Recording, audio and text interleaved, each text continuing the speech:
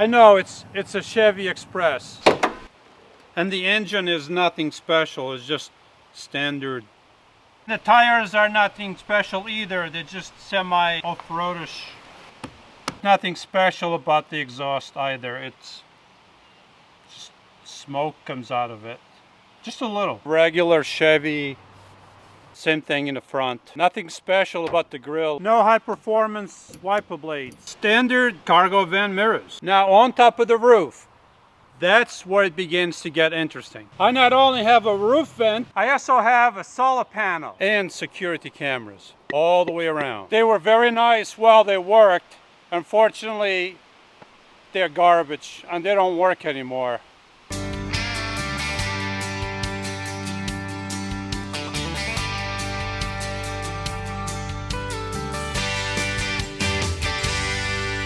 Hi, if you like my videos, please click the bell so you can be notified, and come back often because I have new videos every week. From the outside, the van looks completely like any other van, almost, except for the solar panel and the roof vent and all that. But inside, this is where the van shines. It doesn't have a fancy engine, it doesn't go tremendously fast. It just works. When I'm not working, I'm traveling across the country in this homemade camper. I got less than 50 square feet of usable space, but I got everything I need. I have a nice comfortable bed. I got a TV. I have 2 refrigerators. One I can turn into a freezer if I want to. I have roof vents. I have lights. I have cabinets. I have tables. I have an inverter, plenty of plugs. I have everything I need in here. I can even take a shower in here if I want to. Seriously. It's not fancy. It's just a cargo van, but it has taken me all across the country. To the Badlands and Mount Rushmore, to Yellowstone, the high plains of Montana, to Idaho, to the Painted Hills, to the Pacific Ocean and to the Redwoods, to the Golden Gate Bridge and to Reno, Nevada, Death Valley, Las Vegas, the Grand Canyon, Monument Valley, the mountains of Colorado, Kansas, Missouri, Illinois, all across the country, to the nice sandy beaches of Florida on the West Coast and to the Atlantic coast. This is not just a van, this is my home on wheels, going all over the country, doing the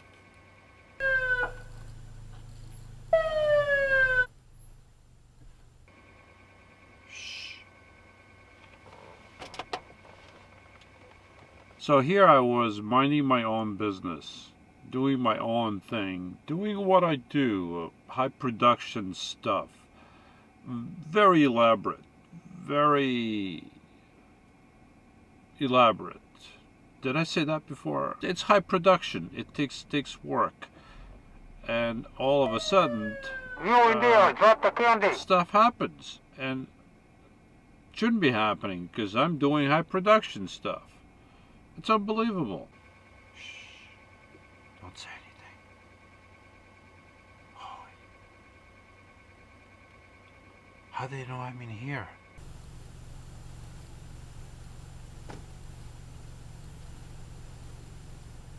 Oh, the guy's getting out. Uh-oh.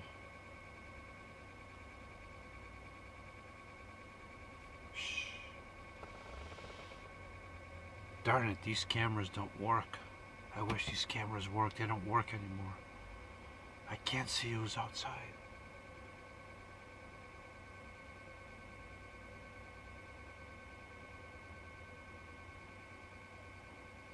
Shh. I gotta turn the light off. I'm gonna look out the window.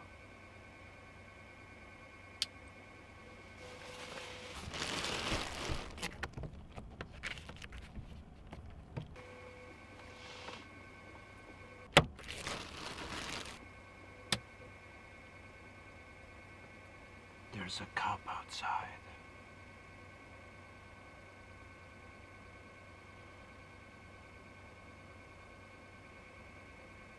But the good news, it's not for me. He pulled somebody over right in front of my van, and he's right outside. I thought it was for me. I'm underneath. So I can turn this on. I can turn that on. I gotta be quiet. Shh. He can't hear me because he's got the car running, and the other guy has the car running, so he can't hear me. But I still have to be quiet and try not to move the van too much. But what do you know? I thought it was for me. You got this. I hear this noise, and all of a sudden I'm like, how does he know I'm in here? Shh, don't make any noise. I don't want to film because I don't want, if I make some noise, then he can hear me. So let's just leave it at that. But nobody knows I'm in here. I'm like, how does he know I'm in here? He doesn't know I'm in here. I'm stealth. Unless somebody saw me come in the back, which I don't think anybody did because I'm always careful.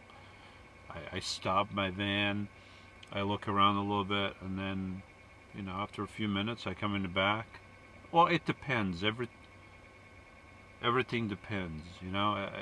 It's not a clear cut. I do this and I do that. Sometimes I come right in the back. Sometimes I wait a few minutes. It depends on the situation. But I know nobody saw me come in here.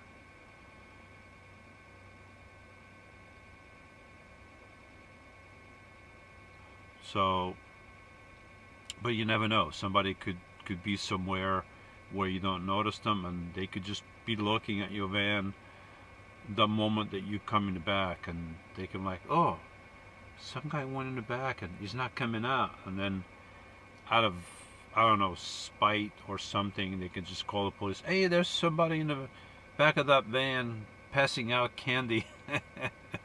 Shh. Yeah. But darn it, I really thought it was for me. I'm like, ooh. You know, it makes your heart starts racing because you don't. It never happened to me. It has never happened. Nobody ever came and knocked on my door. Really? Let me think for a second. Well, one time somebody came knocking at my door, and I knew that was going to happen, and that was in California, in Santa Ana, no, Santa Clara. I forgot what it was. I went to the Planet Fitness in Eureka, California, and there was an issue there. Watch my video. Big issue. I had to leave. I didn't even go inside Planet Fitness because there were some crazy people outside, and I decided, you know what, I'm just gonna leave. I'm not gonna go inside and leave my van here with these people. So I left, and I drove about an hour or so to this other town. I can't remember the name. Santa Ana, Santa Clara, Santa Barbara. I can't remember. So I went to the other Planet Fitness, and I was feeling sick.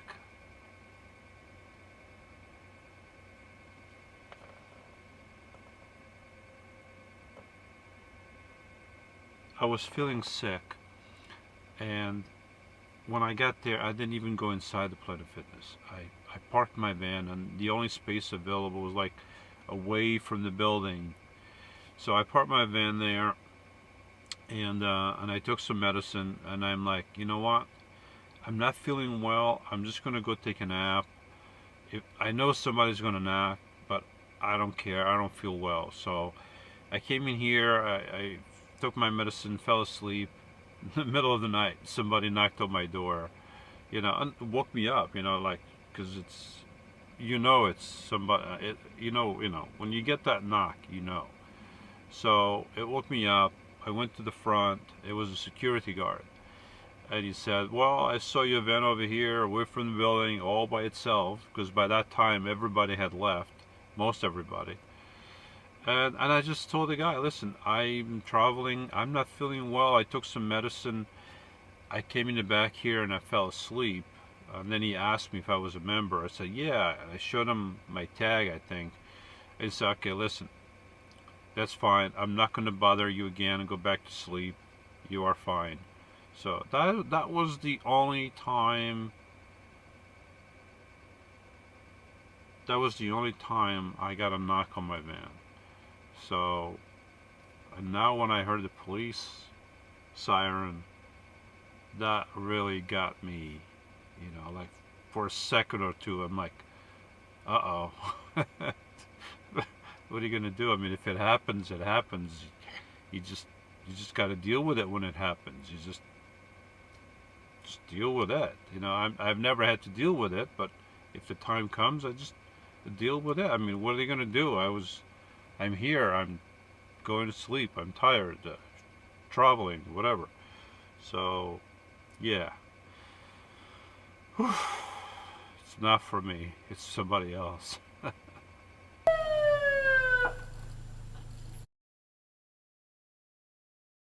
Those who fashion a graven image are all of them futile, and their precious things are of no profit. Even their own witnesses fail to see or know, so that they will be put to shame. Who has fashioned a god or cast an idol to no profit? Behold, all his companions will be put to shame, for the craftsmen themselves are mere men. Let them all assemble themselves. Let them stand up. Let them tremble. Let them together be put to shame. Isaiah 44, 9, 11.